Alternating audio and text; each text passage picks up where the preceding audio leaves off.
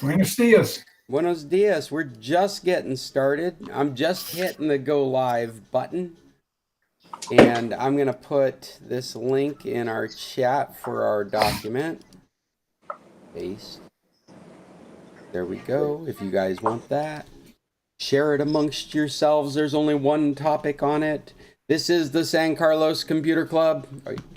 I'm Scott Stimson from Alaska, broadcasting from the Anchorage Bed and Breakfast. Anchorage Walkabout Bed and Breakfast in Anchorage, Alaska. Good morning, folks. My alarms are going off around me. Everything's beeping. It must be 9 o'clock. I hope folks have brought some of their own topics. I'm on Facebook a lot, and I see these YouTubes all the time. Of us? Yep. Really? That's interesting. Yep. That must be my announcements that you're looking at. Saying, hey, we're getting started, so jump on in. Cheryl, are you driving or no, that's a picture of Cheryl driving behind That's a picture you. of Cheryl. Cheryl's out doing girly things with her granddaughters. Excellent.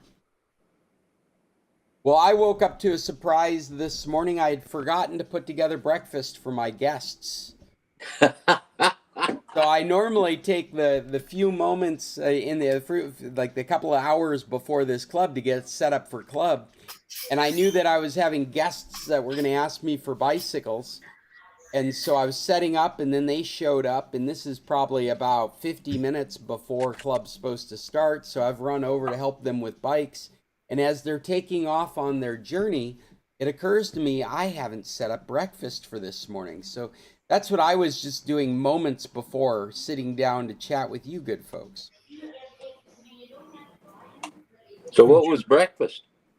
Well, you know what we've been doing because of COVID, because we don't want to really encourage people to come together and gather in a breakfast scenario. We've been building these goodie bags for breakfast. And so we include things like a yogurt, a fruit cup, a juice, a bagel, cream cheese, a couple of individually wrapped cheeses like a Tillamook individual slice or a Baby Bell. I mean, I say or, but I mean and, because we want a variety of stuff in there. As well as utensils and breakfast bar. Oh, and hard-boiled eggs. So we include about 2 hard-boiled eggs per person. In fact, what I just described would be a one-person bag. And most of our guests come as a couple, so you just double that quantity. And it's like a packed lunch. And people have really responded positively to it. They either eat it for breakfast in the morning, or they take it with them and they do breakfast somewhere and use it as their lunch for the afternoon. But that's what breakfast is. Welcome, Jim. Good morning. Good morning. I hope you've brought some topics. I'm a little light. I did stick one topic in I thought you guys would find humorous. But I am happy to answer any questions or address any situations. We don't have the other Jim with us yet. I would be interested in hearing stories of the flood in YMS San Carlos. Right. I'd like to know more about that. You know, I have got a bunch of... I've been sending to a messenger group links to all that from Facebook. Let me pull that up real quick. And Radar Sonora on Facebook has some really good video. Yeah, can you get it in front of you? Maybe you want to present some to us. Oh, I can't right now, no. Okay. Well, I probably could, but I don't want to, so. Well, fine. I mean, you have to go on Facebook and do Radar Sonora and it'll come up. I'm happy to be using a computer that I can do that with now. Well, I could do that too. I just don't choose to. I'm embarrassed to say, what is radar?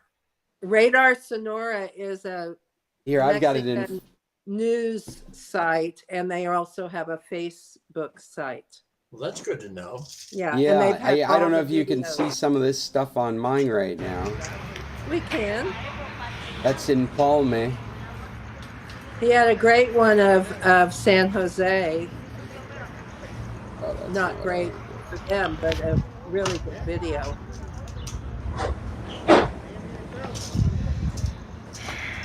I saw that. Now. Buenos I días think that was amigos y Ariel. seguidores de la plataforma informativa de Radar Sonora, los It saludo de nueva was. cuenta. I was saying before you joined us that my housekeeper's sister had 5 feet of water in her house. My housekeeper only had a bit, but it looked from the picture she sent me like it was about at least a couple of inches, maybe more. And it was muddy, icky water. Well, and isn't there's a bridge access between Hermosillo and Yes. Guaymas that's broken? No, it's back open again. I thought that they had routed people onto the other side. So, Yeah, it's like because it is broken. They can't go Yeah. across it. They're having to Right. go through it. Morning, Paul. We were just looking at what's happening in your neck of the woods. Wow. I think he's in California still. Oh yeah. Yeah. It looks like San Carlos is Muy basically buenos días scared. amigos y seguidores de la plataforma informativa de Say that again, Loma Chester? del Mar was fine. The roads were flooded in Loma del Mar, but everything else was fine. Let me see if I can find my group of videos here.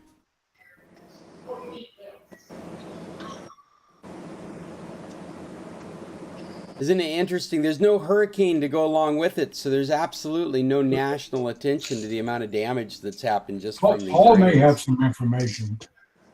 Well, all I know is what I read on Facebook. Yeah, Because I'm in San Pedro, California. you're still in San Pedro I now. thought you were in. It looks like I'm in Mexico. You're right. You're not at Tequila's? To be specific, tequilas. Exactly. Monte.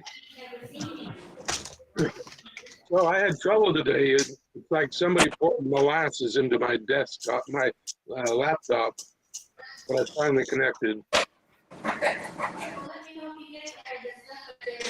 Well, we're glad to have you. Who's talking in the background? I hear like voices in the background.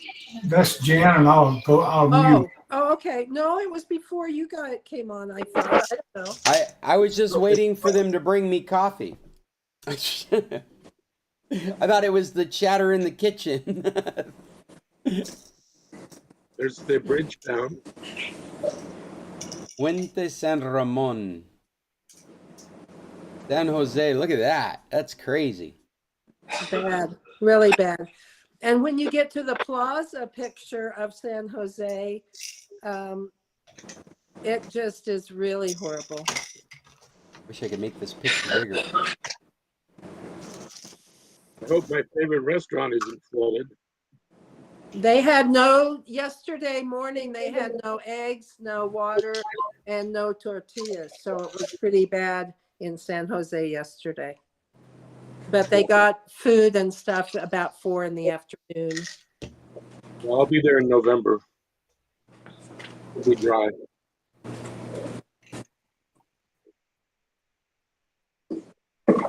I did see that Mark Mulligan had said that donations were, you could give donations through Castaway Kids if anybody was so inclined.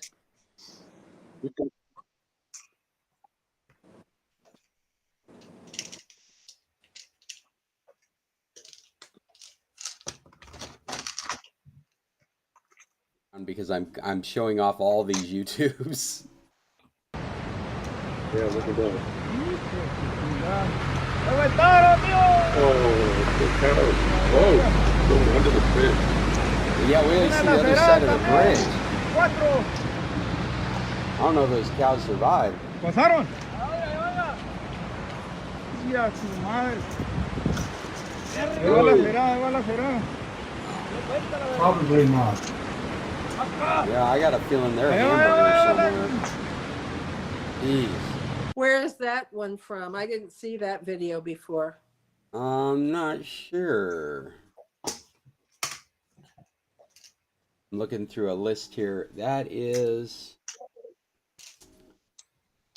Guaymas Wow. Norte. Oh, wow. So San Jose, Oh, wow. like, yeah. Yeah, it was one of the roads that goes to Hermosillo. Wow. It was truly awful, awful, awful. No hurricane, so it doesn't have a name That's like all you I got made. here. Yeah, so it's not even in national news, right? We live in a small community. I guess Nogales had a lot of flooding too. So that means probably southern Arizona had a lot of flooding. We had some flooding in southern Arizona, but mostly in Texas, around Austin. Around Dallas. Dallas, Fort And Worth, yeah. Moab, some hiker is missing in the flood in Moab. So, Oh, wow. yeah. And the thing is still moving. It still has a lot of water in it. So the reason San Carlos didn't get a lot of rain is because that rain was coming from the clouds, the mountains, and orographic cooling precipitated the rain. Hey, David, aren't you in San Carlos right now? Yes, I'm in San Carlos. I'm also the one who posted on Viva the original message about the bridges being out and all that stuff, because our homeowners association keeps us very abreast of what's happening around this town. And so have you, which bridges were you posting about? I'm sorry, I didn't see it, I guess. The bridge, well, there's multiple ones, but basically I-15 is down to one lane. It was totally shut down for a while between Hermosillo and Guaymas at kilometer 138. The northbound bridge is totally collapsed. The southbound bridge is compromised so much that it's one lane traffic on the west side of the shoulder only. Okay. So in other words, the two lanes of the highway are not being used. Only the shoulder is in use there because that bridge is compromised. Also,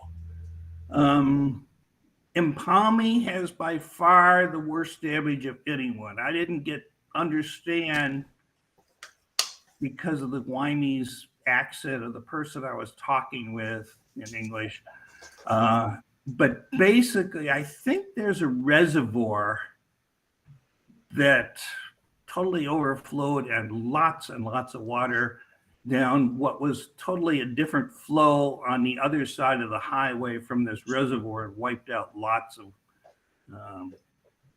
Empalme. So it's in far worse shape than Guaymas, but a lot of the homes in the arroyos are, totally washed out. Wow.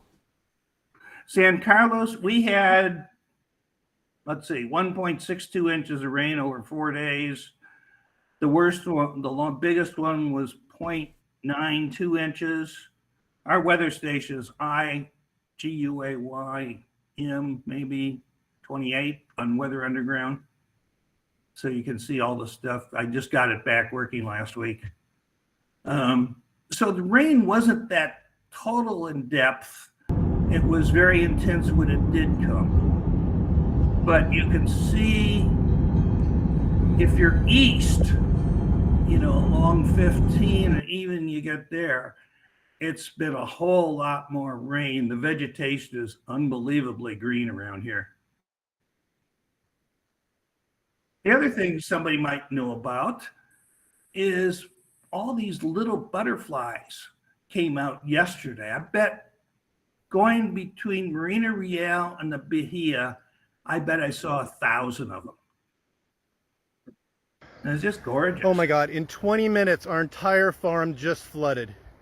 This is Greg Unbelievable. Hoovy's. It's 2 feet. I don't. You can't hear what he's saying. It goes but all the way through my farm and is running out the front gate now. Hey, Dave. Elizabeth just what was evacuated that, with. I didn't have a with the pencil handy and I don't write yet, but what was that weather underground for San Carlos?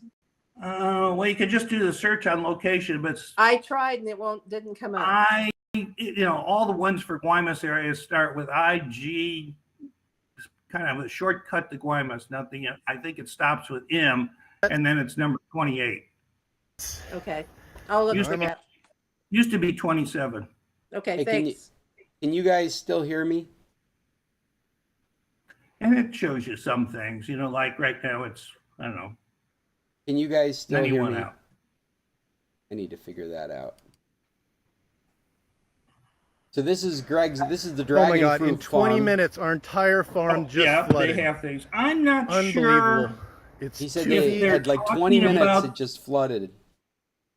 that the bridge coming from Guaymas to San Carlos from 15, I think one of those structures is also out now. Wow. You're talking about the bridge right out there, the on ramp. Yeah. And so it's a convoluted exit, I guess, if you're coming from Guaymas to San Carlos, but if you're coming You mean more than I think- usual? north, it's okay.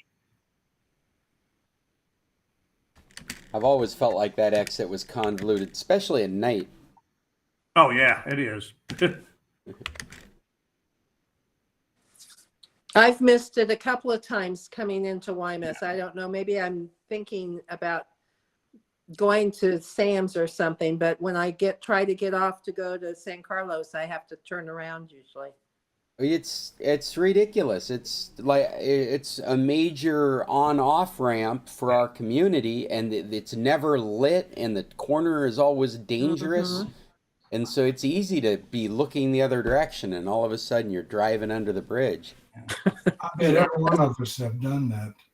Well, another thing to put you in perspective, yesterday morning when I went to pick up the clean lady in Ranchitos, which is bad, the first intersection when you come into town, kind of,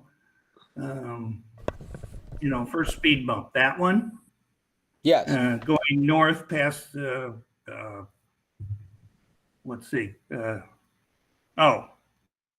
club for swimming and stuff, sports club, that gym. Athletic That club. Probably 8 inches deep of water. So you had to, and the manhole cover is totally off over near the extra station there. And so you have to kind of know where the road is to even make the curve yesterday because the water was still so deep there. Yeah. And then, of course, when you get farther back in the Ranchitos, there's ruts easily a foot deep. So it's a good thing I had my old clunker Suburban with high ground clearance to go there. You needed it. Need an off-road vehicle. I wouldn't have taken even our Jeep Cherokee there where I was driving. I've been putting links into the document of different videos that I have collected over the last couple of days. So if you guys got the email this morning for the document of possible topics, I've been trying to add, there's a few in there. There's Greg's farm, there's the bridge that's down, the Empalme pictures and whatnot like that. If you come across anything else, feel free to add yours to that list. Well, I haven't figured out, how do you copy a picture or video from WhatsApp into something else? I know how you can forward it to somebody else, but not how to copy. Yeah, if you're on a mobile device, then you can use the copy link and put it into another app. If you're on a desktop, then it's as simple as bringing up the WhatsApp cloning app. For example, I use WhatsApp on the Opera browser. It's convenient. I'll show you right here. This is my WhatsApp. alongside. It's just a button here on the side of my browser. And I'm signed up, and it used a QR code to link my mobile device with the desktop version, so that what's getting reproduced on my phone, or what's on my phone, is getting reproduced on my desktop. If the phone's not online, I don't have access to WhatsApp. But because I have access to WhatsApp, then I have access to the rest of my laptop, right? However, on Safari, a lot of times it'll whatever you call that. So you're constantly having to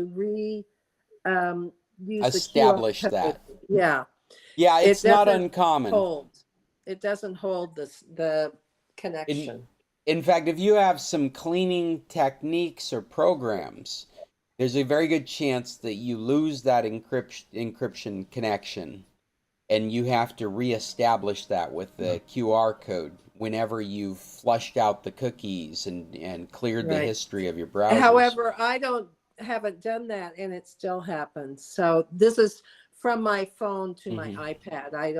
I don't use it very often on my laptop. So.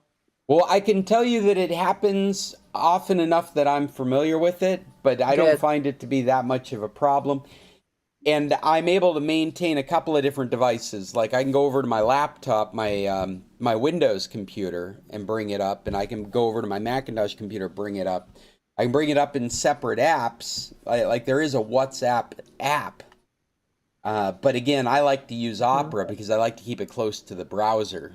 And I don't have to keep a separate app installed because it's included as part of the Opera browser. Other things in the Opera browser are the Facebook Messenger. Looking at my screen again, you'll see I've got a couple of different icons here. Instagram, Twitter, Telegram, as well as WhatsApp and Facebook Messenger are all in this sidebar that allows me to just click on it and bring it up. And did you see that action? I'll click on it again. It just comes and it overlays the browser window with the Facebook, or in this case, Facebook Messenger. Let me make this a little bigger. You can see my list of friends there. Right? And so I can just go through my conversations, and they're just on the side of my browser, and I can go back to my browsing. Well, that's handy. That's not the case with Safari, let me tell you. Yeah. No. Well, this is the Opera browser, and there is an Opera browser for the iOS devices. I'm not sure if it includes that feature, and it definitely uses this Webkit that apparently we are all vulnerable to. This latest, maybe David, have you heard anything about that? The Webkit vulnerability for iOS and Mac devices? Well, there's a patch out for it that didn't they send out something, urgent Yes. to do this? Yes, they did. That's where this 15.6.1 came from, right? Yes. Yes. And it was on USA Today, and there was big headlines, do this now. Right. Yeah, I think this is probably the highest profile vulnerability that Apple's had, because it's across their entire platform line. Because it's a vulnerability in WebKit, and everything on an iOS or a Macintosh device is built in WebKit. I should say that differently. Everything that's reliant on the features of a browser on the internet is built out of WebKit. So it's iPods, it's iPhones, iPads, it's all of it. It's everything that could possibly have Safari or use Safari as a back end. Mm-hmm. Well, since I work for IBM and I don't basically eat any vegetables, there's never been any apples in my environment. However, I've had to break down because my wife has just gotten an iPro 13 Pro phone. So, oh, nice. And there's a very good reason for the iPhones these days that I don't think that many people realize is they state that they will do maintenance on the operating system for 5 years, where Android only does it for 2 years. Well, even committing to 2 years has been a new arrangement. They didn't commit to anything until recently.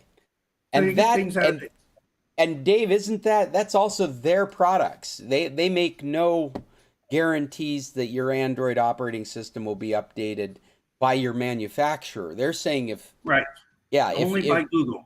only by Google. So that in So itself is great incentives to be looking at the iPlatform. Yeah, that's one of the main reasons my wife got it, because we keep phones. I have another question though for you. Back to WhatsApp. You're not using WhatsApp desktop, am I correct? You're using something on the browser. Yeah, I've got it installed. I just never use it because I use the Opera browser and it's a plugin for the Opera browser. Yeah, I was trying to do a copy from WhatsApp desktop and I haven't figured out how to just do a copy of something. Well, I can tell you from my experience on Opera that I should be able to, like, let me see what I would assume I could do. Here is some advisory. It's a photo. So I could download this photo. Like I could hit the download button and it would go into my downloads. I can click on it with the right mouse button. I'm on my Macintosh, but I'm using a mouse with 2 buttons. And I could choose copy image. Right? Or I could copy the address of the image. I don't know I wonder how useful that is outside of WhatsApp. Oh, yeah. Look at that. It came right out of WhatsApp. So that's an image copy using the sidebar WhatsApp. Let's see what else is here. Here's a link to the hospital. I didn't know this until recently, but apparently there's some question about the hospital being built in the Arroyo. I have this ongoing joke with my eldest daughter that you shouldn't consider that done until the final brick is in it. Because I've lived here 25 years and I know how projects go, and it's I hope we get a really nice hospital facility, but I won't believe it until the final brick is in and the doors are opening. And this is a guy out here saying it's too low to be, and we're going to have some of this flooding, and it's going to be a problem for this hospital. So regardless of that wasn't really the point. Dave's point was copying, and I'm having no problems copying this stuff directly out of the sidebar of WhatsApp that is part of the formatting of the Opera browser. With rain like we had there, everything is an Arroyo. Yeah. Right? What were you saying, David? Not me. Oh, not you. Paul? Well, yeah, you know where it's there? It's on the apron to the estuary. So that's a floodplain, naturally. Yeah. And I don't know if there's a depression type of arroyo or it's just underwater. Let me get that link again, actually. Yeah, I don't think there's any depression there. They're making good progress. They've got the concrete beams up to the ceiling on half the structure, and just the concrete supports on the rest of the structure are all up. It's this kind of clever, fast, very strong construction technique where there's a post that's a full 3 stories tall with built-in iron anchor points to bolt everything right to it as they use a crane just to raise it in place. Let's hope the rebar is not radioactive. And it's not, yeah. I don't know what is inside the post, but you don't see any, it's all concealed if whatever's inside those posts. I know. I'm referring to the hotel that had to be dismantled. Were you aware of that, David? That was right before my time. Well, you were there, Paul, right? I remember seeing it. Yeah. The skeleton, and then it was gone. People told me stories of the skeleton when I first got there because it had just been taken down. I watched it blow. I watched them blow it up from the golf course. Oh, wow. So David, does any of that help with copying from WhatsApp? I would suggest just trying a different WhatsApp client if it's not that easy. I can get to an image. I'm not sure. What I was trying to copy was a video. It was so good about the trucks. Yeah. I think the best you'd be able to do is, well, actually, if the video was like person to person instead of posted somewhere, then you'd be able to download that and it would be a file. Yeah, our HOA basically has a group WhatsApp definition, and the HOA is doing a good job of posting what's happening around town as well as just in our local area. So Dave, have you tried sharing that video to yourself via iMessage? I haven't tried. It was and then you can do it that way, kind of. Yeah, it was pretty hectic when I did the original post on Viva. So I just said, okay, I'll put the one link in I can, but not the other one that I was really trying to do. Well, here I'm looking at a video that Yuya shared with me, and I'm on WhatsApp client. I just downloaded it, so it's a file. Like I could open it up with VLC.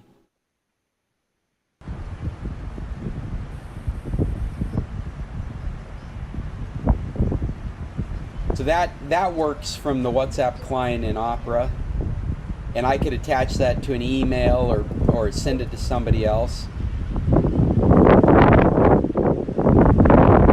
There's also a share button. I guess you could forward it to another WhatsApp. I guess download is the only way to deal with this video. I don't see a way to. Well, I could copy the address of it. I wonder what that looks like. No, that just takes me to my WhatsApp client in a web browser. So I only see one way to do what you're proposing with a video that's been shared person to person is just to download it and send it off as a file.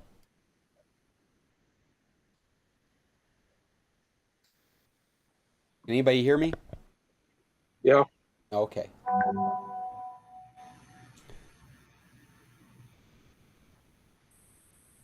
Does anyone have anything else in that respect?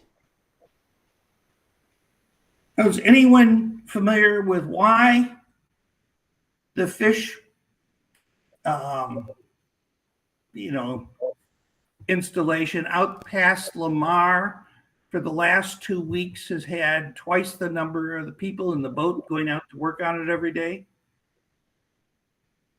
You're talking about the pongueros? The fish farm. Pongueros? No, the fish farm, and they have a super fancy rigid hull inflatable that they anchor in Marina Real, and that's the commute boat for the workers.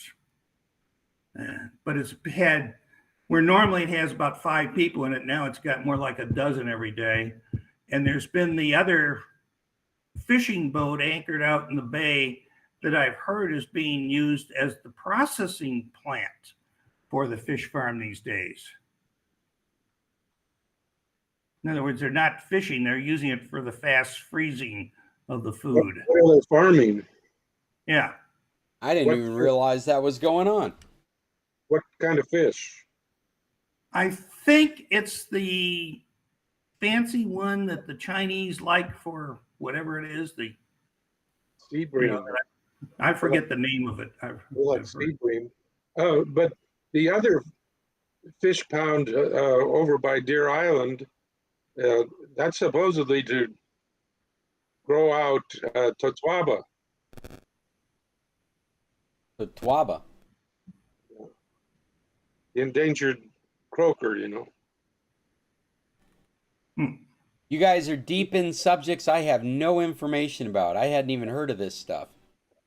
Well, you see fish farm assembly is being done, what is now behind the Red Cross ambulance location, which is in the Bahia across from where the fishermen sell stuff in the Bahia. And by the way, from the water tank at the top of the hill, as you just come out of San Carlos, they're installing like an 8-inch water main that I think is going to go all the way out, because right now it's to the Red Cross location, but they're also doing a second location with the same looking pipe along the road going out to the west part of town. I wonder if they're going to fix the leak in that tank. I think they're replacing it totally. Could be, because there's a lot of greenery downhill from the tank. Yeah. There's all this vegetation that's going to go away because it won't get that succulent water. Well, the pipe they're putting in is bigger than that blue pipe that comes down the hill. Oh, really? That's why I think it's new. They must be building something big. Yeah.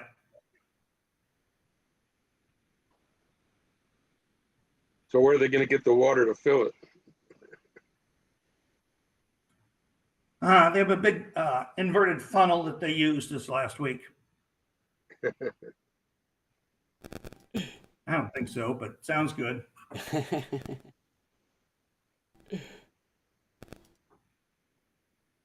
Well, I came across a funny story. I don't know if you guys heard about it. Apparently, I mean, it's a historic story about computers. It talks about how we went through a period of time where this hard drive was failing. Where is today, right? There we go. Trying to get to there we go.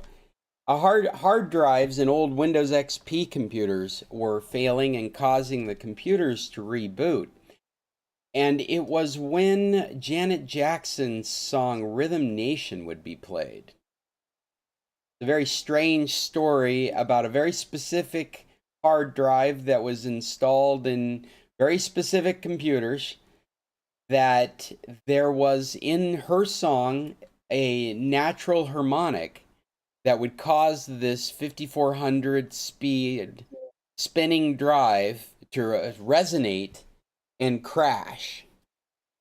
And it became such an issue that certain manufacturers actually built an audio filter in line, because it would damage the hard drive, this song.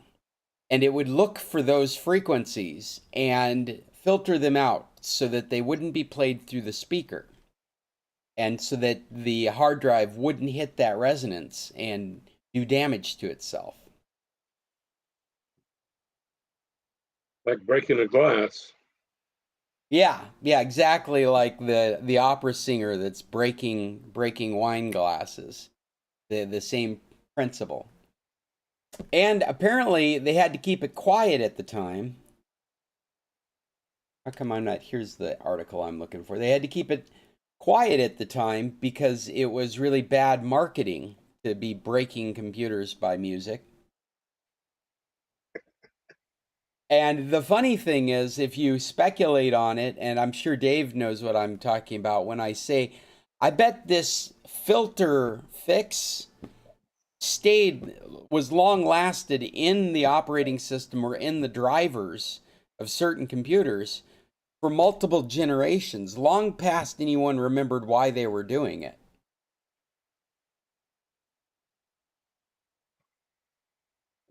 This is drive sold around 2005 just by playing Rhythm Nation on or near a vulnerable laptop. The disk can crash and take the laptop down with it. Spinning disk hard drives have been increasingly phased out in favor of solid state, but they still persist in a host of devices around the world. The flaw, which has its own CVE vulnerability, is due to the fact that Rhythm Nation inadvertently produces one of the natural resonant frequencies created by the movement of the hard drive. So you could vibrate your hard drive to death playing Janet Jackson music. I'm safe. This link takes you to security news this week, and there's a couple other articles in here that you might find interesting, but I'll keep the link here in the document that we've previously shared.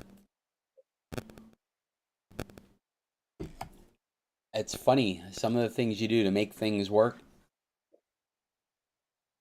I wouldn't be surprised if that code is probably still in stuff, because people rarely document the reasoning behind why they add code like this. They tend to document, more from the techie side of what it's doing and how to do things, rather than the overall purpose. That's my thought exactly, is that I bet this code is still surfacing in certain areas, just because you don't normally get rid of code that works.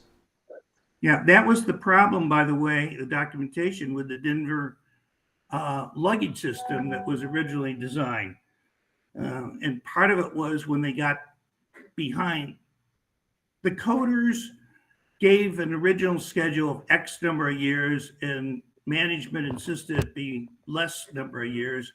And so they cut back on certain parts of the documentation, so that when the system had problems, they kept trying to patch it, and they had no clue what they were doing because the documentation wasn't as complete as it needed to be. So they scrapped the whole automated system. It's not been used ever.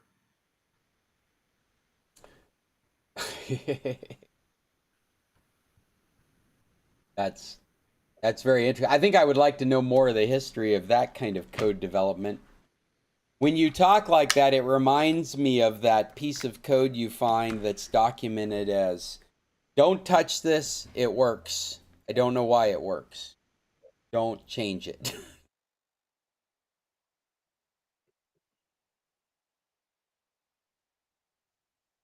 Isn't that's been some of our issues with open source software, is that the software was developed by two guys in a garage that never really amounted to anything. They were the ones maintaining it. And then nobody's gone back to re-vet it, and it gets distributed across multiple platforms across the world. They find a vulnerability in it. These guys may not even be doing that software anymore. Yeah, that's part of the reason. The documentation is a lot of the reason why the old IBM FSD division, which is mostly federal systems, the space, the military type code.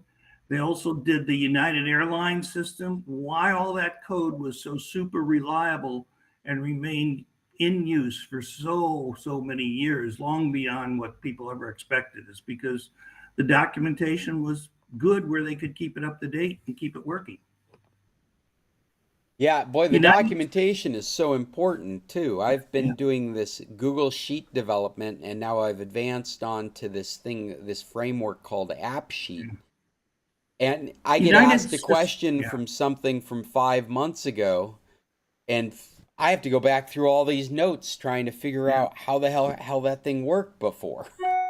And I wrote it. United system was so interesting to me because the number of disk drive seeks was phenomenally large.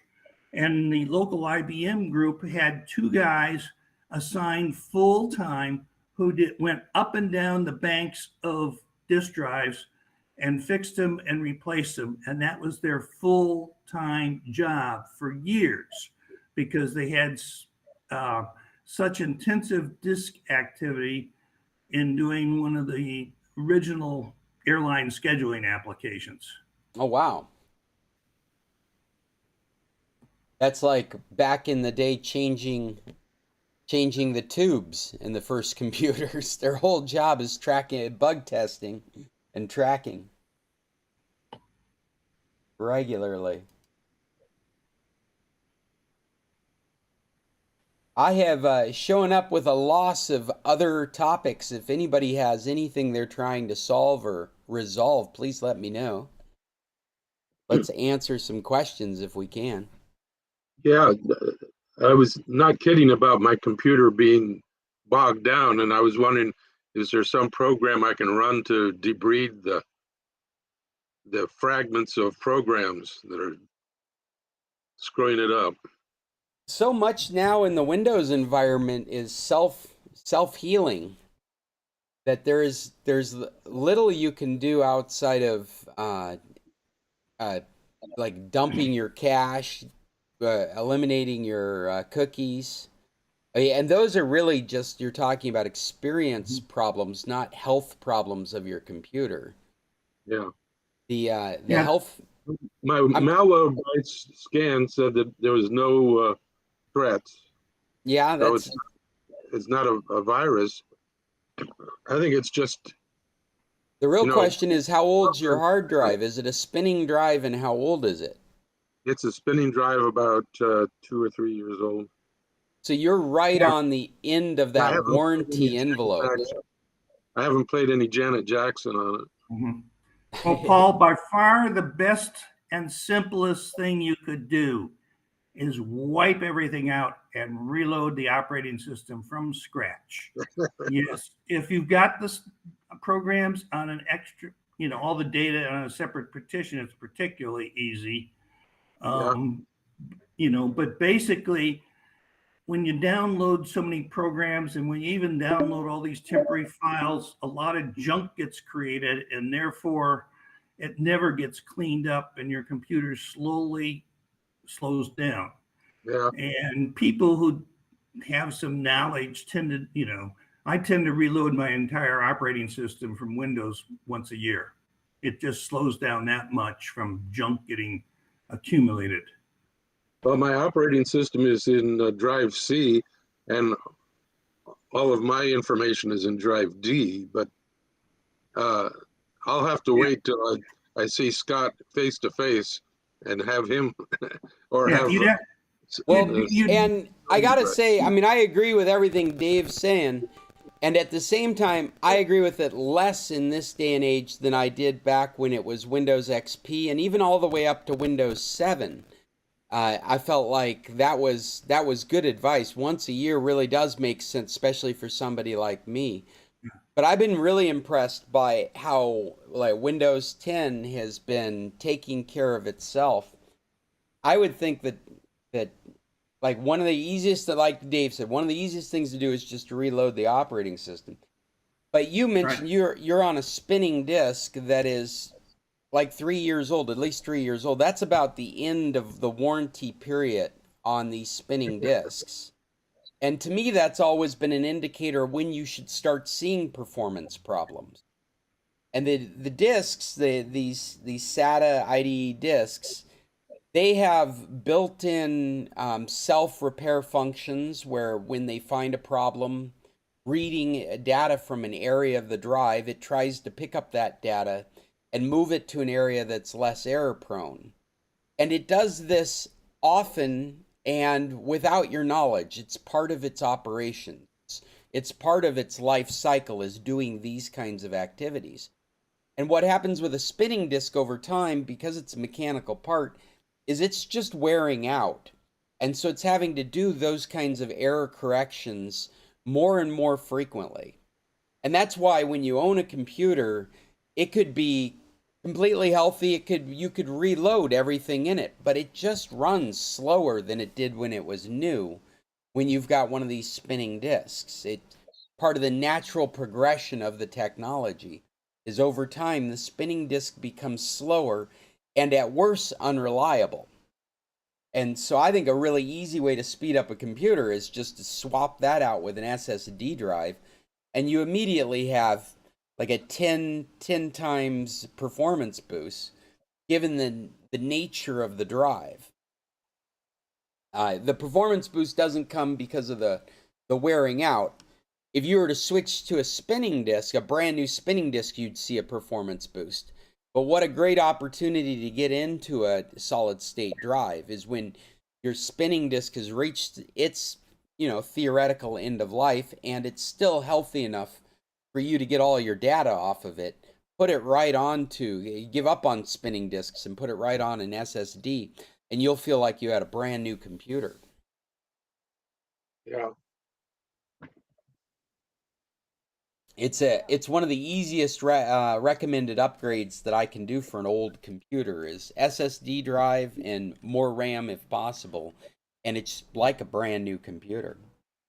It's actually one of the reasons for this ridiculous systems requirement for Windows 11, because you wouldn't buy a new computer otherwise if you're interested in running the latest Windows operating system. You would be replacing a completely adequate computer because of their system requirements, their constraints on the new operating system. If they didn't have those constraints, you just upgrade to Windows 11 and continue moving forward with your old computer. How do we know if I've got a spinning drive? Hey, Jim, I can hear you, but just barely. You're just barely coming through. Oh, let me try. It's like muffled, almost like. Is it the microphone on your headset there? Maybe there's something wrong with it. Yeah. Okay, let me try this. Is this any better? Yeah, if you get it closer to you, we can hear you better, but that's obviously not the way it's supposed to work. No. Okay, I'm not sure what the issue is. I just But asked. now you sound really clear. You know what? Maybe you got it in the. Maybe the mic is sitting in your lapel instead of facing out to be heard from. Oh, that could be. Yeah, because you're Could real be. clear now. Okay, I bet that's what it was. How do I know whether I've got a spinning drive? Wow, now we just had a boost of volume, so there was definitely something else going on there. But how would you know? That's a really good question. You have a Windows computer or a Macintosh computer? I have both, but the one I'm on is Windows HP Envy, probably 3 years old. Okay, I doubt it has a spinning drive because it's only 3 years old. But a way you could tell is you could go into the drive properties and I'm just trying to think of some other tricks that would really ease. You can go into the drive properties, you can identify the model number from there, and then you can Google that model number. I've had to do this before. But there's some other tricks you could do, like you could try to defrag it. And if it will give you a message saying this kind of drive cannot be defragged if it's a solid state drive. Or you could just listen to it. Most hard drives that spin make a noise. Dave's right. You'll hear it rotating a little bit. Oh, you're right. I've forgotten about that. I didn't want to make that the main way because, well, honestly, because of our audience and the way my hearing has gotten recently. But you can hold your laptop up to your ear and you should hear clicking and spinning. If you hear chirping, you're in big trouble. Yeah. And the clicking and spinning should correspond with some indicator light that's indicating that you're doing drive activity. Now, on the Macintoshes, one of the reasons I asked that question is it's inconceivable that you would own a Macintosh any longer that has a spinning drive. We've just gone through so many iterations with solid state drives. You'd have to really be way, way back. You'd have to be looking at a 2011, 2012 kind of Macintosh that you might have a spinning drive. Yeah, I find it unbelievable if you're still using one of those Macintosh. So the assumption would be that you've got an SSD drive already for your Macintoshes. And the latest ones are built right onto the motherboard. The latest ones are a board. Sony was just dealing with a Macintosh somebody had spilled a beer on. And it was so sad because, it had oxidized and cross-connected, and it was a mess. She got into it, and she cleaned the board, but we're not electrical engineers. We're not going to be replacing parts on that board and diagnosing which parts need to be replaced. That's just above and beyond. So at my shop, you would be buying a new motherboard for that computer. The availability of those motherboards is in question to begin with. But in the end, it's going to end up costing more than half the computer because it's all on that board. The memory, the CPU, the SSD drive, they're all on this one soldered board. Something goes wrong with that, it's essentially the computer that's had a problem.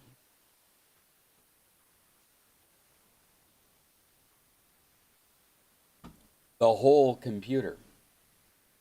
We're probably going to see, and we haven't dealt with a lot of these with these new model Macs, but I'm suspecting that what we'll see is that the parts of the Macintosh would fetch a better price, kind of like stripping a car. Like the sum of the individual parts is worth more than the broken computer having the motherboard changed.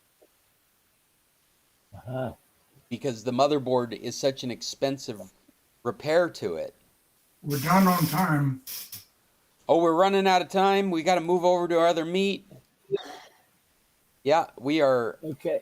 I'm going to open that up and be ready for you guys to come join. Okay. Oh, I love this new Macintosh. Look at that. I'm just waiting for you guys. Call is about to end. I'll see you guys on the other side.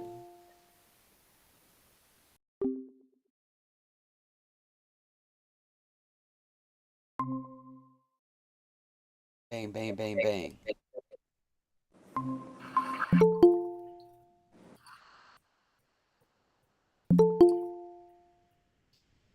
Well, we started this meet. I was thinking it was just going to be 3 or 4 of us, and we've turned into a large meet. That's great. Thank you, Chester.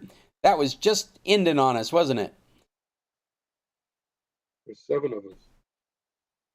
There is. By the way, you were talking about old Macs, and I have the all-in-one Mac, as you know, the 24-inch. I don't really know how old it is, but it's 6 or 7 years old, and it has the hard drive that is both the rotating and the non-rotating hard drive. The hybrid drive, which was popular at the time because we weren't doing SSD drives, or SSD drives were crazy expensive. And so Apple came up with the hybrid drive, which to boost performance, it would preload those things that are most often accessed, like operating system components and program components, and leave data on the spinning portion of it. So the hybrid drive that Chester's talking about in his Macintosh is from a time period that the SSD drives were really expensive or unavailable. And what the Macintosh would do is it had a section of that drive that was for the most frequently accessed information or data. And it would periodically move things around on that drive so that it would keep data and less frequently used programs on the spinning disk portion and move into the solid state portion those things that you were constantly accessing to give you a performance boost in the overall computer.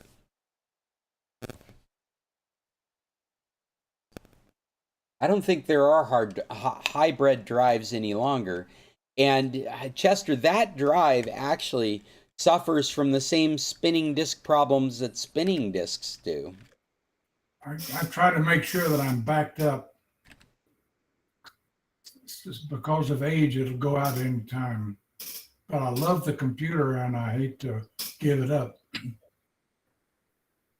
Yeah, in fact, I like that form factor so much in the Mac world that we still have a 2007 iMac flat screen. We just can't give it up. It's 27 inches. It's whenever somebody needs to surf the internet and they need a big screen, they end up on that computer. We put a solid state drive in it a few years ago, and we just use it as a window onto the internet, which means you can use it for Netflix and you can use it for YouTube, as well as you're checking your email. But it's running an operating system that is, I don't know, 7, 8 generations behind what's current. Definitely not a secure platform any longer. But I can't give up the computer. I won't change the operating system because I'm running Windows on a Mac, and I'm afraid that I would lose that ability if I upgraded. Well, yeah, you might lose at the very least the convenience of things would be different. Things would be different. They might not be what you hope they would be. But it might be worth changing the hard drive to because solid state drives are very inexpensive now. So you could replace your hybrid drive with a full SSD like a Samsung 1 terabyte for $80. Yeah, I mean that's the price the drive would be. And Could it I would do just that with an external drive? well, you can and you can't. You would need an enclosure that would allow you to connect it through a Thunderbolt port so you could take advantage of the performance. And so it's not the way that I would prefer to do it. I'd prefer to get into it and change the drive in the innards because then you'd get the maximum performance from that SSD drive. But that really it's that labor that adds to that cost, and whether whether it matters to you or not would be based on whatever that labor costs you. Send it down to San Carlos and I'll do it much cheaper than the guy around the corner. Mexican labor.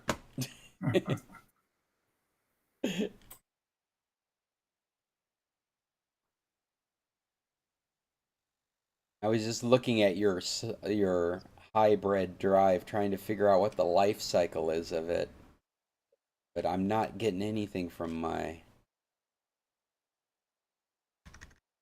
Google searches. My camera's not working, and most of the other people's aren't either, it looks like. See you next week. Are you out of here, Judy? You don't want to add anything to our recommendations list? Oh, yes. I watched the first episode of House of Dragon. Oh, what'd you think? I haven't watched it yet. It's okay. It may get better. It's not Game of Thrones for sure. I belong to the Cinemark Movie Club. This is somewhat related. And my buddy said, hey, they're giving away free tickets to the new Lord of the Rings movie. I guess Amazon is doing a short release in movie houses. And being part of the movie club is basically just downloading the app and letting them track you as you buy tickets from the app. But there is no subscription fee. I was able to jump into the app and grab a couple of tickets for Emily and I. We're going to go see that on the big screen on August 31st. And that will be fun. It's interesting to see the commentary going on because you've got the Game of Thrones spinoff happening at the same time as the Lord of the Rings spinoff. And they're really both being pushed by streaming networks to try and draw audiences to their services. So is Lord of the Rings going to be on Amazon Prime then? That's what I understand.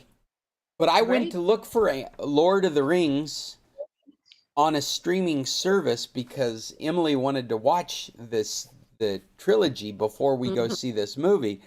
And we couldn't find it available anywhere except HBO Max. Well, HBO Max, if you have DirecTV right now, HBO Max is offering a free 2 month on DirecTV. Oh, that's interesting. So if you're using DirecTV services. I just signed up on Sunday so I could watch House of Dragon. Well, you can also watch the Lord of the Rings trilogy then. I'll see if it's there. The second movie, we ended up using Streamio. Just to cut to the chase. And we started watching the extended version of The Two Towers. That movie is 3 hours and 55 minutes long. That's a significant commitment of your life. One movie. Good thing you can pause it. What's that? It's a good thing you can pause it. That's right. We can do. Those kinds of movies are much better for bathroom breaks and snack breaks if you're streaming Anyway, them that in your was my house. recommendation. Free HBO Max if you're a direct TV subscriber. It's good for 2 months. You just have to cancel when your 2 months is up. Well, thank you, Judy. I didn't even know You're that. welcome. Yes. Bye. See ya. See you next week.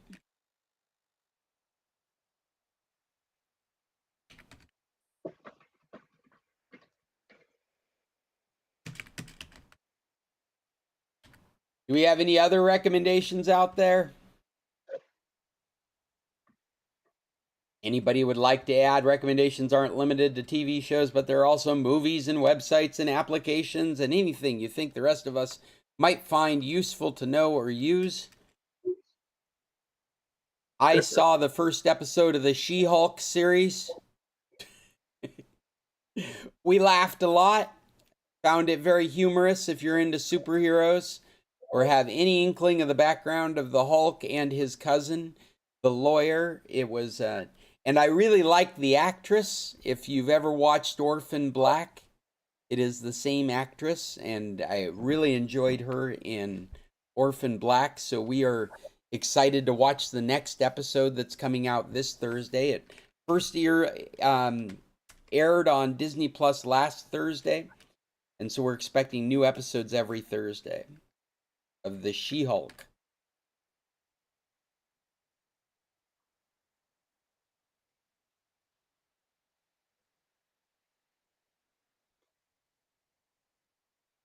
I've been watching things, but I forget what they are. Yeah, I have to bring up my list.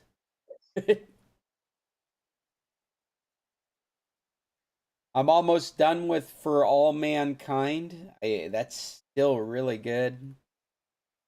That's the alternate history of the NASA space program and their race to space against the Soviets.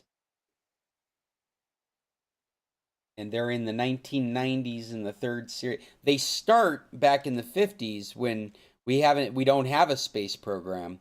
And now in the third season, we've followed some of these characters all the way into the 90s, where they are key components in the 1990s space program. And I found it just really interesting, their take on what our culture would be like, our technology would be like, if we had come in second in the space race, and how they really put an emphasis on the importance of NASA. NASA actually turns into a real revenue generator for the government because of the amount of emphasis that it has on the future, with the shame of being the second to the moon. So that's an easy recommendation from me. Well, speaking of the moon, it puzzles me as why we're going there again and why we're spending that kind of money. Say that again, Chester? I said it puzzles me as to why we're spending so much money to go to the moon again.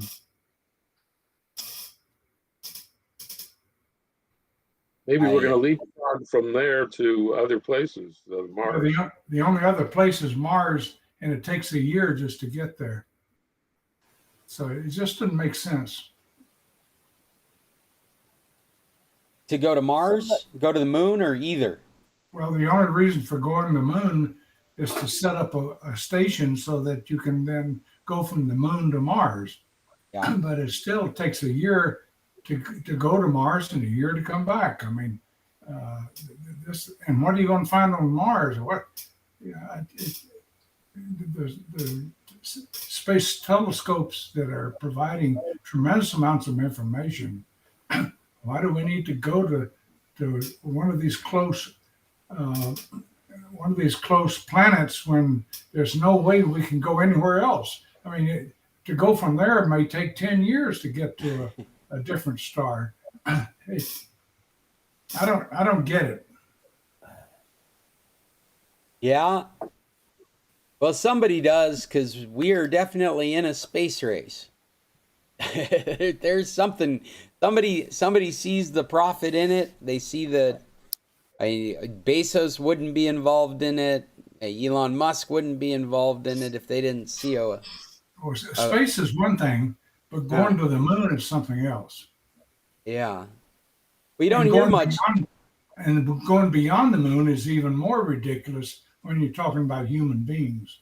Now, to send a robot, that's different. But Your crews would always have to be mixed men and women and be multi-generational voyagers. What about the mountain climbers reason? Because it's there. Right? That's inherent in human spirit. Yeah, but a mountain climber normally pays his own expenses. Good point.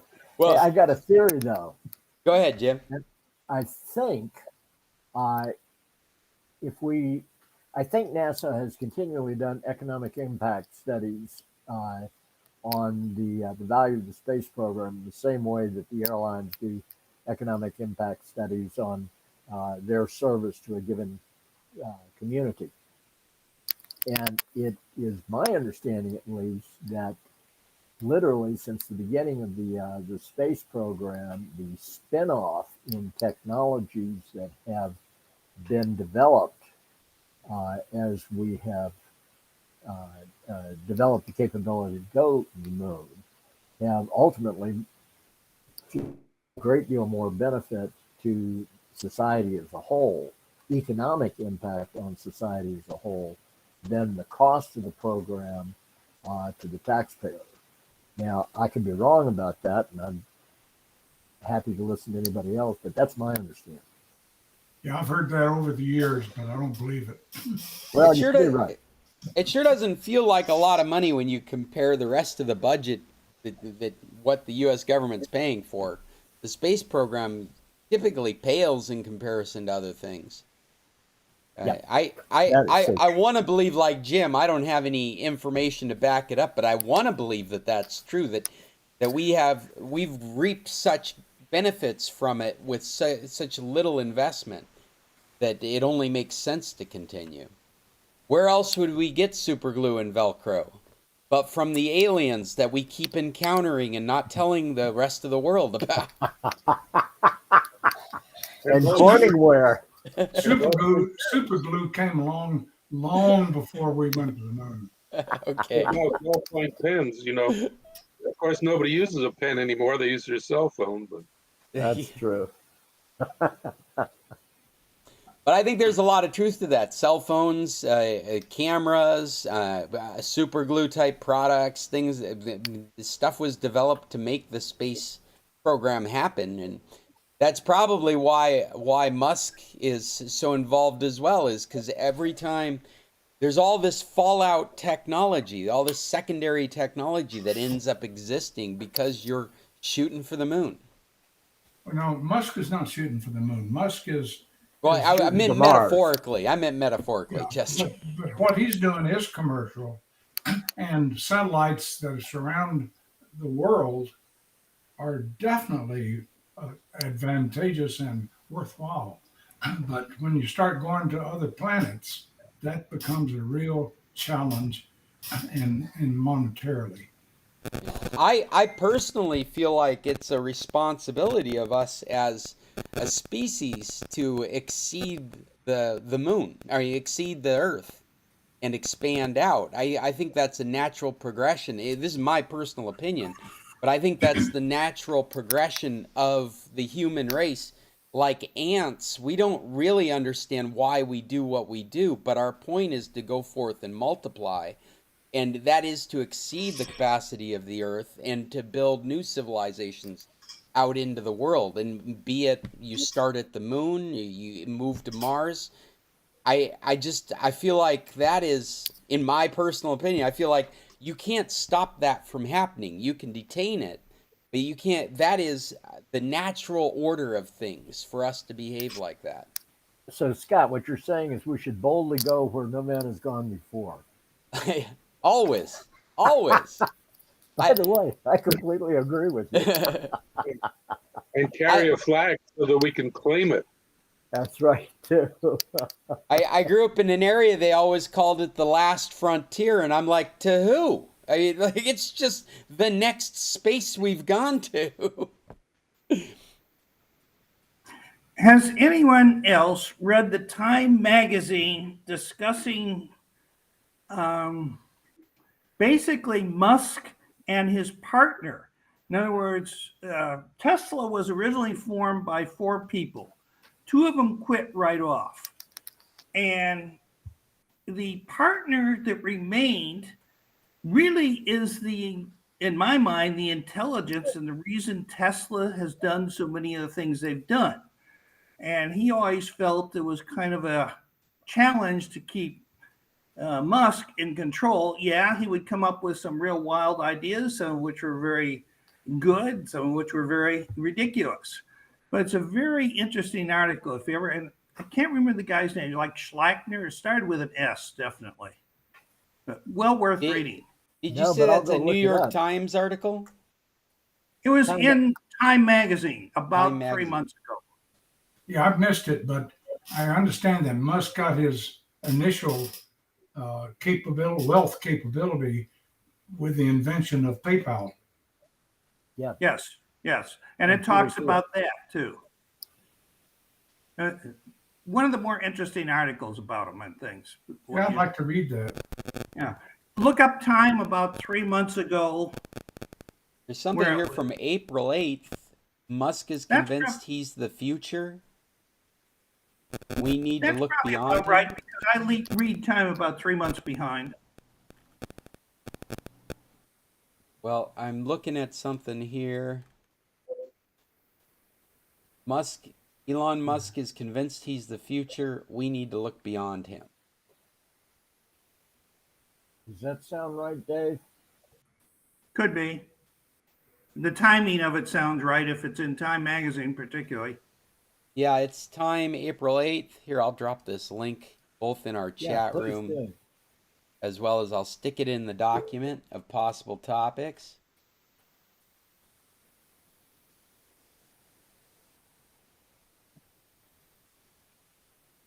What I get for doing editing on the fly, real time.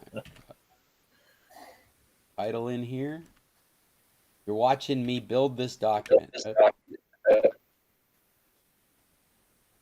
And I want to add the link to this pretty title. So I go up here into Google Docs, insert link with that selected. I'm going to come copy this link. I'm going to paste it into this box, hit apply, and now I've added that to our document. Cool. So you should have received an email this morning giving you access to this document, and it has got a list of the topics that we have been talking about today. As I do for most of our meetings, you should be able to find a document that has the things we've talked about. And I've recently just started putting recommendations at the end because my follow-up for this club has just been non-existent. I have not been putting out a podcast or editing web posts. So if you're looking for any of the things we've talked about through the summer, go back through the previous documents of possible topics and you'll find references to them. I'm sorry, there's just only so many jobs, so many hats I can wear at one time, and all that has slid while I've been working the bed and breakfast and another job.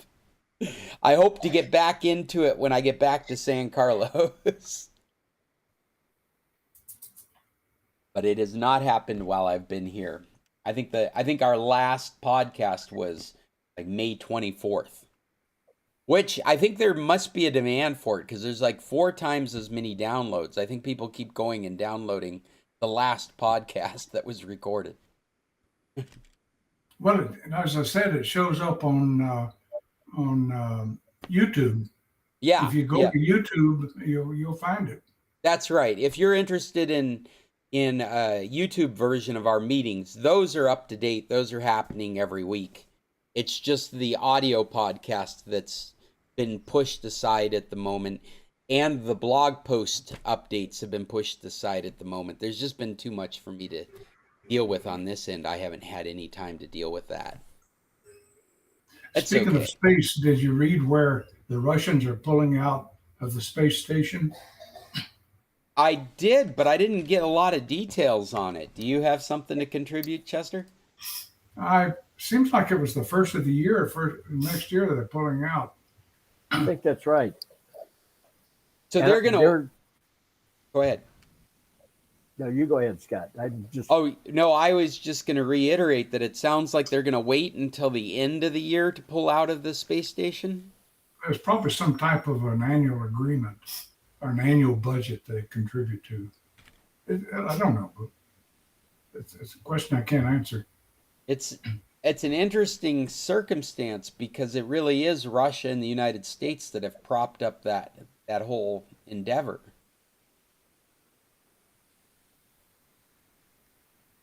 does it Well, sound like the rush? It's something whose time may have come. You know what? There's a Reuters article I just came across from July 27th that says Russia tells NASA space station pullout less imminent than indicated earlier. Oh, okay. So maybe they have, of course, that's still from a month ago. I'm not saying anything recent. Yeah. I wonder what the recent Google News says. The end of science diplomacy. Could be deorbited. Oh, well, that's not it.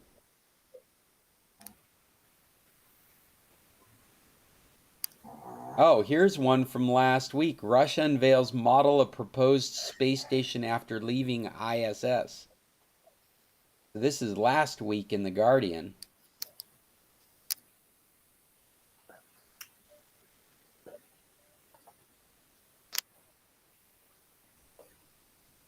So they're showing off a model of what they expect to build for themselves after they get out of the International Space Station program.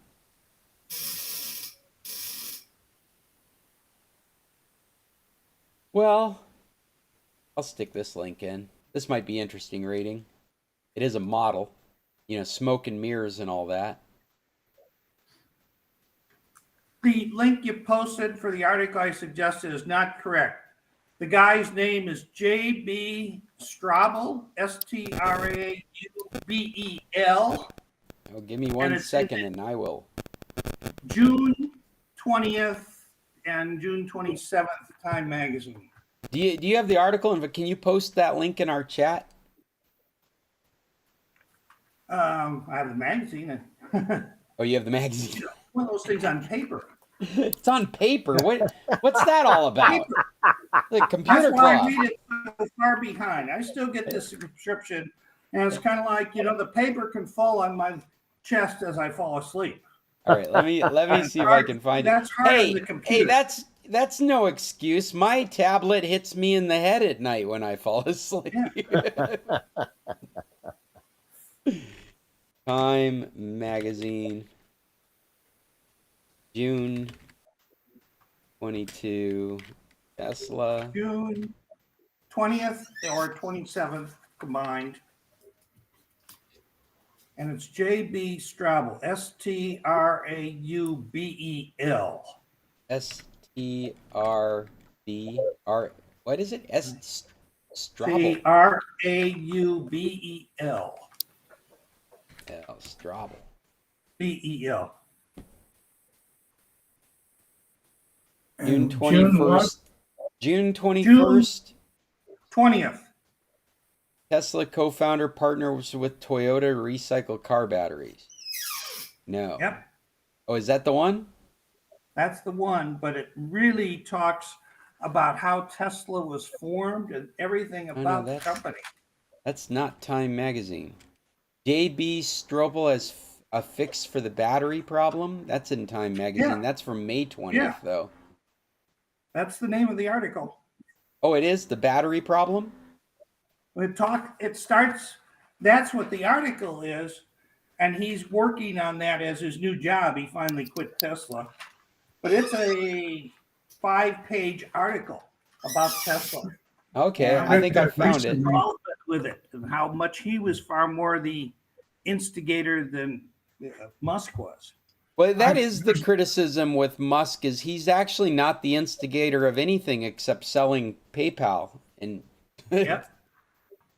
I recently read in YouTube a video of this guy starting a battery recycle company here in the United States, and that being a major problem with respect to electric vehicles, is the batteries have to be recycled in order to sustain the vehicle.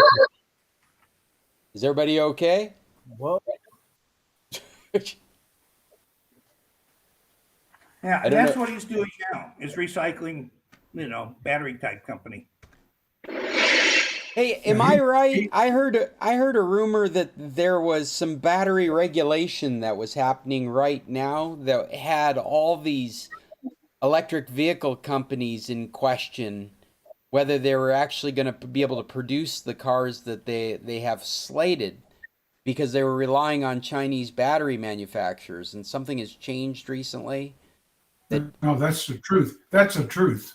Hey, tell me, Chester, what you know, because I don't know. Okay, what I know is that the recent legislation called a Inflation Reduction Act, which is ridiculous, proposes a very significant refund for people or tax credit for those that buy a U.S. produced electric vehicle, including parts that are also made in the U.S. in order to get the credit or the tax credit. So the point is that there is no ability in the United States to make batteries or to make anything other than the vehicle itself. So that all of that is going to have to be imported from China. And a substantial portion of the money that's going to be spent in order to accelerate this program is going to go to China. That's not quite the take I was getting from it, but that's also very interesting. I can see that as being secondary effects of any legislation that's proposing to cut brakes to American-based product development. I get all of this out of the Wall Street Journal. Yeah. But I had only heard cursory information about it, and so I didn't quite understand what was going on. The way I interpreted it was that there was some kind of regulation that was being put in place that the Chinese batteries would not qualify for. And so it left. It won't qualify. It won't qualify for the tax credit for buying an American-made electric vehicle. Yeah, if it has Chinese batteries, that won't qualify. Yeah. But the issue is, we will develop an ability to produce batteries, but we do not have the minerals to produce the components that go into the batteries. Right. And that has to come from other foreign countries. Well, that's what this article is also talking about a lot, because it's recycling the batteries. So taking the minerals that currently exist, because there is a distinct lack of them worldwide. Even recycling will not do the job. It's only partially helps. It helps, but it doesn't completely provide enough minerals to provide the batteries. We're mostly talking about batteries. Batteries, yeah. Maybe the minerals are on the moon. Well, maybe we can get them back here for $1,000 a pound. Well, we can't get them from Afghanistan anymore. No. Actually, a lot of it comes from Australia, which is friendly, but mostly China. Some from Africa, some from Russia. The issue is the lithium and the cobalt. That's the main issue. And I was involved at one time in lithium production, but it's minor compared to what's required. Guys, I hate to do this, but I've got to cut us out. I got to cut this off. I got bed and breakfast guests trying to get a hold of me. But until next Tuesday, you guys have a great week. Please bring me your topics. I'll try and get a document out sooner than I did today that you can add to, but you're welcome to just send them to me through email or messenger, Pony Express, however you want to get them to me. And I will talk to you next Tuesday when we do the San Carlos Computer Club. Until then, tack on. Adios. Thanks. See you guys. Adios, Jim. Take care.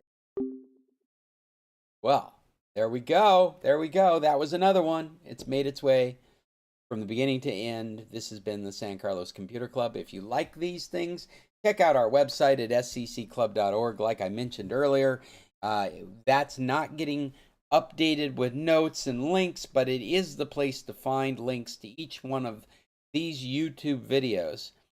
And by the time I get back to Mexico, we will probably crank up the podcast again. It's just a little bit too much responsibility with all the other things I got going on right now. If it were to generate some funds, it would probably be a higher priority. Until then, it is a labor of love, and right now I have to labor for economy. So that's where we're at. If you're looking for computer help anywhere on the internet, we do remote solutions. Just get a hold of me, Scott, at internationalcs.net. And until next Tuesday, you all, heck on.